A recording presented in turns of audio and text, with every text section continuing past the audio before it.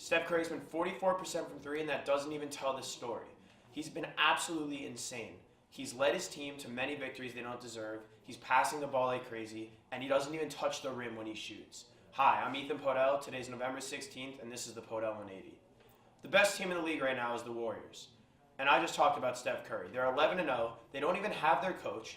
Luke Walton's coaching, who was just a player in the league 2 years ago. They have Klay Thompson, Draymond Green, who's one of the best perimeter defenders in the league at 6'7", and a triple-double threat every game. Andrew Bogut, who's a great presence in the middle. Leandro Barbosa, who only a couple years ago was one of the best swingmen in the league.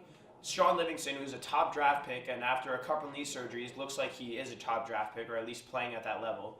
Andre Iguodala, who was a Finals MVP last season, and you can just keep going. It's absolutely ridiculous. The Warriors, in my mind, are one of the best teams in league history, and I think they could challenge the 72-10 record set by the Bulls.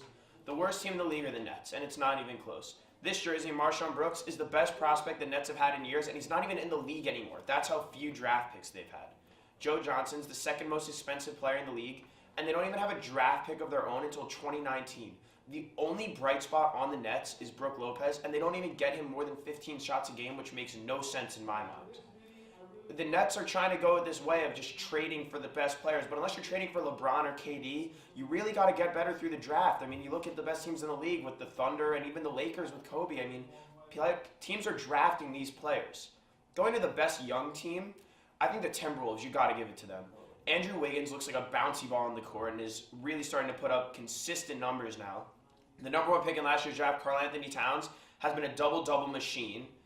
They have Shabazz Muhammad, Zach LaVine, and they've just proven that they can play with any team in the league only in their second year with their main players. Going to the Bucks, my other best young team, Jason Kidd's the coach. Giannis, let me try to get this name right, Antetokounmpo, has been unbelievable. At 7 foot, he's playing like a shooting guard. That's unreal. Michael Carter-Williams, Greg Monroe, and you can't forget about Jabari Parker coming off a torn ACL last year, was a leading candidate for Rookie of the Year over Andrew Wiggins.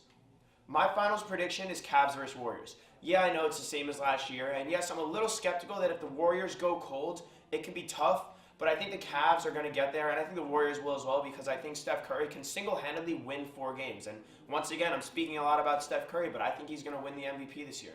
He may not be the best player in the league. I think I'd still give that title to LeBron, but Steph's been just too good and too game-changing to not put him in that conversation.